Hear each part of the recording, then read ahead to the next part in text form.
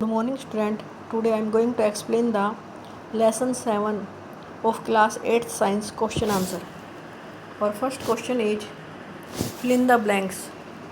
A place where animals are protected in their natural habitat is called. ऐसा place जहाँ पर animals को protect करके रखा जाता है उनके नेचुरल हैबिटेट में, उसे क्या बोलते हैं? उसे बोलते हैं वाइल्ड लाइफ सेंचुरी. क्या आएगा? Wildlife sanctuary. ना सेकंड है species found only in a particular area is known as endemic species. तो सेकंड का आंसर आएगा endemic species. Migratory bird fly to far away place because of dash changes. वहाँ क्या change आ जाते हैं? उसके क्लाइमेट में चेंज आ जाते हैं. इसीलिए जो माइग्रेटरी बर्ड है एक एरिया से दूसरे एरिया में, एक कंट्री से दूसरे कंट्री में मूव कर जाते हैं. क्लाइमेट होता है जलवायु. वहाँ पर गर्मी ज़्यादा बढ़ जाए, सर्दी ज़्यादा बढ़ जाए तो वो अपने आप को बचाने के लिए और अपने बच्चे पैदा करने के लिए, ब्रीडिंग करने के लिए एक कंट्री से दूसरे कंट्री में चले जाते हैं. उन्हें बोलते हैं माइग्रेटरी बर्ड. जैसे साइबेरियन क्रेन है ना, वो साइबेरिया से इंडिया में उड़ के आता है. Difference between the wild life sanctuary and biosphere reserve. अब जो वाइल्ड लाइफ सेंचुरी है थोड़ा सा इसका एरिया कम होता है और मेनली एनिमल्स को बचाने के लिए किया जाता है. और जो बायोस्फीयर रिजर्व है इनका एरिया बड़ा होता है. ये मैंने आपको चैप्टर पढ़ाते टाइम भी बताया था. Wildlife sanctuary is an area where animals are protected from any disturbance and they live freely in their habitat. They live in their natural habitat. Bori and Pachmarhi sanctuary. आपने इनके बारे में पंचमढ़ी बायोस्फीयर रिजर्व जो पढ़ा था तो बोरी और पंचमढ़ी वाइल्ड लाइफ सेंचुरी के बारे में पढ़ा था. ये बायोस्फीयर रिजर्व के अंदर होते हैं. ये इतना बड़ा एरिया है कि उसके अंदर कई वाइल्ड लाइफ सेंचुरी आ सकती है. वहाँ पर एनिमल्स प्रोटेक्टेड रहते हैं और live freely in their natural habitat. तो वो आसानी से आराम से घूमते रहते हैं बिना डिस्टर्बेंस के. कोई उनको मार नहीं सकता. नेक्स्ट है biosphere reserve is the large area of protected range. जो ये इसका एरिया वाइल्ड लाइफ सेंचुरी से बड़ा होता है. उसमें कई वाइल्ड लाइफ सेंचुरी आ जाती है. For the conservation of wild life plants and animal. इसमें प्लांट्स और एनिमल दोनों ही प्रोटेक्टेड एरिया में हैं. And traditional life of tribal. इसमें कई जनजातियाँ भी रहती हैं living in this area. It includes national park. अब इसमें देखो वो वाह, जो बायोस्फीयर रिजर्व उसका एरिया इतना बड़ा है कि उसमें कुछ नेशनल पार्क भी आ जाते हैं, वाइल्ड लाइफ सेंचुरी भी आ जाती हैं. जैसे पंचमढ़ी बायोस्फीयर रिजर्व के बारे में ये पूरा चैप्टर किसके बारे में था? पंचमढ़ी बायोस्फीयर रिजर्व के बारे में. जहाँ पर बूझो पहली अपने प्रोफेसर अहमद के साथ घूमने गए थे और उन्होंने उसके अंदर बोरी और पंचमढ़ी सेंचुरी देखी थी. जू क्या होता है?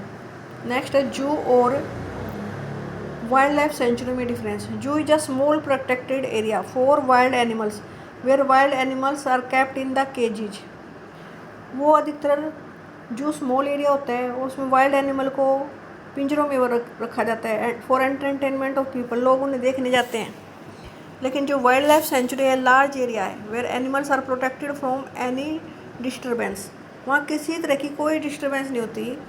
वहाँ पर ऐसे नहीं कि इंसान उन्हें देखने जा रहे हैं या for they live in their natural habitat. वो अपने नेचुरल हैबिटेट में रहते हैं.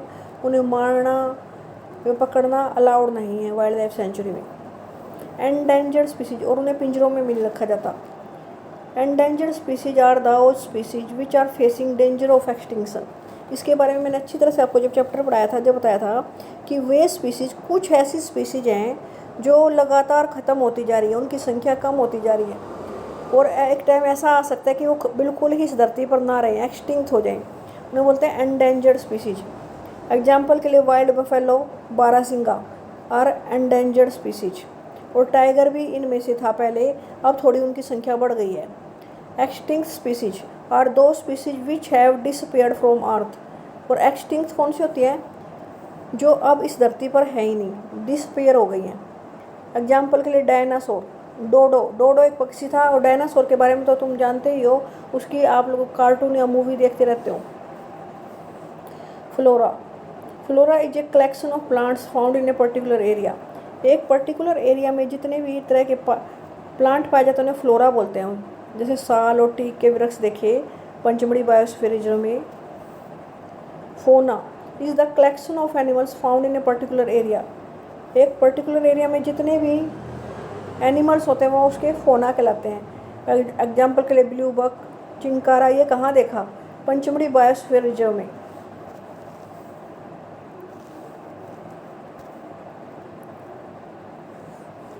नेक्स्ट है discuss the effect of deforestation on the following. अगर डिफोरेस्टेशन होता क्या है? पेड़ों को लगातार काटना। अगर हम पेड़ लगातार काटते रहे तो उससे वाइल्ड एनिमल पर क्या फ़र्क पड़ेगा? वाइल्ड एनिमल को फूड कहाँ से मिलता है? फॉरेस्ट से मिलता है, पेड़ों से मिलता है। Wild animal get food and shelter, shelter होता है उनका घर, from the forest. Deforestation would lead to destruction of their natural habitat. अगर हम पेड़ काटते रहे तो उनका जो नेचुरल हैबिटेट है लाइक फॉरेस्ट, वो क्या होगा? वो कट जाएगा, फिर वो ना उन्हें फूड मिलेगा ना शेल्टर। तो इससे वाइल्ड एनिमल्स की संख्या कम हो जाएगी, वो उनको खाना नहीं मिलेगा तो भूखमरी के शिकार हो जाएंगे, मरने लग जाएंगे, तो उनकी जो संख्या है वो कम होती चली जाएगी। तो ये फ़र्क पड़ेगा वाइल्ड एनिमल पर। Effect of deforestation on environment. अब एनवायरनमेंट होता है हमारे आसपास का वातावरण। जब हम लगातार पेड़ काटते रहेंगे तो क्या होगा? तुम्हें पता है पेड़ों से हमें क्या मिलती है? ऑक्सीजन मिलती है। वे ग्रीन लंग्स कहलाते हैं। They take carbon dioxide for making the their food. वो कार्बन डाइऑक्साइड लेते हैं और फूड बनाते हैं अपना। लेकिन जब पेड़ नहीं होंगे तो कार्बन डाइऑक्साइड लेने वाला कोई नहीं होगा, तो इससे ग्लोबल वार्मिंग बढ़ेगी। तो दे कोज ऑफ ग्लोबल वार्मिंग अगर डिफॉरेस्टेशन होता रहा तो। It also reduce the amount of oxygen in the atmosphere. इससे ऑक्सीजन की मात्रा कम हो जाएगी एटमोसफेयर में, क्योंकि जो पेड़ ही नहीं होंगे तो ऑक्सीजन कौन देगा? Deforestation also reduce rainfall. इससे बारिश कम होगी। And the fertility of soil which in turn bring flood. इससे क्या होगा? बारिश कम होगी, फर्टिलिटी ऑफ सॉइल ख़राब हो जाएगी। और पेड़ बारिश लाने में भी सहायक होते हैं, और बाढ़ और सूखा भी पड़ सकता है अगर पेड़ नहीं होंगे तो। सॉइल इरोजन होगा तो सूखा पड़ेगा, क्योंकि मिट्टी उड़ जाएगी। मिट्टी उड़ेगी तो वहाँ पर क्या होगा? डेजर्टिफिकेशन हो जाएगा। Effect of deforestation on village. पेड़ काटते रहने से गाँव पे क्या असर पड़ेगा? Village are usually dependent on forest to fulfil their basic need. अधिकतर विलेज अपनी बेसिक नीड पूरा करने के लिए भी पेड़ पौधों पर डिपेंड करते हैं, फॉरेस्ट पर डिपेंड करते हैं। As a result of deforestation they will not be fulfil their basic need. अगर हम पेड़ काटते रहे तो उनकी बेसिक नीड भी पूरी नहीं होगी। Deforestation also change the soil properties and the effect on the yield of production of crop. अगर पेड़ काटेंगे तो सोयल की प्रॉपर्टी ख़राब हो जाएगी, सोयल अच्छी क्वालिटी की नहीं रहेगी, उससे हमारी जो क्रॉप की मात्रा है वो कम मात्रा में उगेगी। अब बेसिक नीड क्या होती है विलेजर्स की? वो लकड़ी जलाने के लिए भी पेड़ों पर डिपेंड है। इवन उन्हें फल फ्रूट भी पेड़ों से मिलते हैं, और जिनको बेचकर वो गुजारा करते हैं अपना। तो उनकी जो ये बेसिक नीड है वो पूरी नहीं होगी तो क्या होगा? विलेज पर इस तरह से असर पड़ेगा कि फिर वो शहरों की तरफ भागेंगे, कि लोग वहाँ से उठ के शहरों की तरफ आएंगे। Effect of deforestation on cities. In cities there are factories and industries. शहर में फैक्ट्री होती है, इंडस्ट्री होती है। Due to deforestation the factory and industries would not get raw material. अगर पेड़ काटते रहें तो एक दिन ऐसा आ जाएगा इन फैक्ट्री और जो इंडस्ट्रीज हैं इनको भी प्रॉपर अमाउंट में रॉ मटेरियल नहीं मिलेगा। Hence the production would reduce. More over environmental pollution would increase. पेड़ काटने से शहरों का एनवायरनमेंट ख़राब हो जाएगा, वहाँ पर कार्बन डाइऑक्साइड की मात्रा, जहरीली गैसों की मात्रा बढ़ जाएगी। Life in the cities will not be healthy for the living. इससे वहाँ रहने वाले लोगों की लाइफ हेल्दी नहीं रहेगी। इफेक्ट ऑफ डिफॉरेस्टेशन, सारे ये इस इफेक्ट ही पूछे हुए हैं।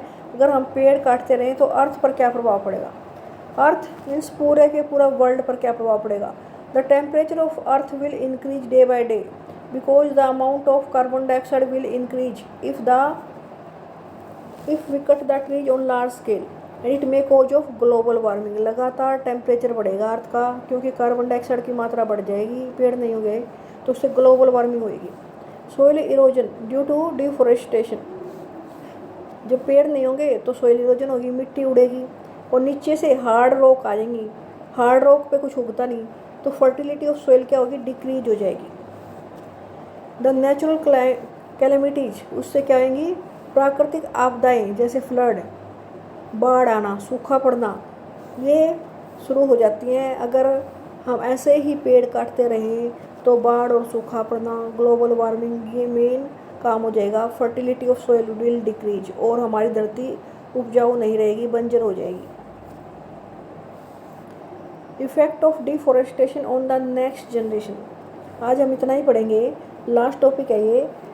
नेक्स्ट जनरेशन पर क्या फर्क पड़ेगा, जो आने वाली हमारी जनरेशन है, डिफॉरेस्टेशन अगर हम पेड़ काटते रहें तो क्या होगा, पोल्यूशन बढ़ेगा, एनवायरनमेंट हेल्दी नहीं रहेगा, deforestation lead to pollution and the extinction of species of wild animal, कुछ एनिमल्स बिल्कुल ख़त्म हो जाएंगे जो कभी दिखाई नहीं देंगे, पोल्यूशन बढ़ेगा, new generation would live in a polluted and unhealthy environment. अब हमारी जो आने वाली जनरेशन है उसको पोल्यूटेड एनवायरनमेंट मिलेगा, अनहेल्दी एनवायरनमेंट मिलेगा, and it will not be able to see the endangered species, और जो स्पीसीज ख़त्म हो चुके हैं उनको वो देख भी नहीं पाएंगे।